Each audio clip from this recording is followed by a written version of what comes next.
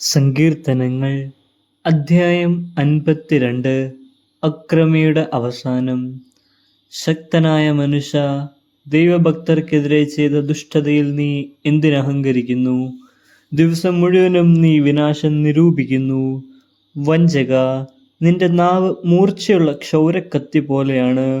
നന്മയേക്കാൾ തിന്മയും സത്യത്തേക്കാൾ വ്യാജവും നീ ഇഷ്ടപ്പെടുന്നു. വഞ്ചന നിറഞ്ഞ നാവേ, വിനാശകരമായ വാക്കുകളാണ് നിനക്കിഷ്ടം. ദൈവം നിന്നെ എന്നേക്കുമായി തകർക്കും. നിന്റെ കൂടാരത്തിൽ നിന്ന് അവിടുന്ന് നിന്നെ വലിച്ചെടുത്ത് ചീന്തിക്കളയും. ജീവിക്കുന്നവരുടെ നാട്ടിൽ നിന്ന് നിന്നെ അവിടുന്ന് വേരോടെ പിഴുതുകളയും. നീതിമാന്മാർ അത് കണ്ട് ഭയപ്പെടും. അവനെ പരിഹസിച്ച് അവർ പറയും, ഇതാ ദൈവത്തിൽ ശരണം വയ്ക്കാത്ത മനുഷ്യൻ, സ്വന്തം സമ്പൽ സമൃദ്ധിയിൽ വിശ്വാസമർപ്പിച്ചവൻ, അക്രമത്തിൽ അഭയം തേടിയവൻ. ദൈവത്തിൻ്റെ ഭവനത്തിൽ തഴച്ചു വളരുന്ന ഒലിവ് മരം പോലെയാണ് ഞാൻ. ദൈവത്തിൻ്റെ കാരുണ്യത്തിൽ ഞാൻ എന്നേക്കും ആശ്രയിക്കുന്നു. അങ്ങ് നൽകിയ അനുഗ്രഹങ്ങളെ പ്രതി ഞാൻ എന്നേക്കും അവിടുത്തോട് നന്ദി പറയും.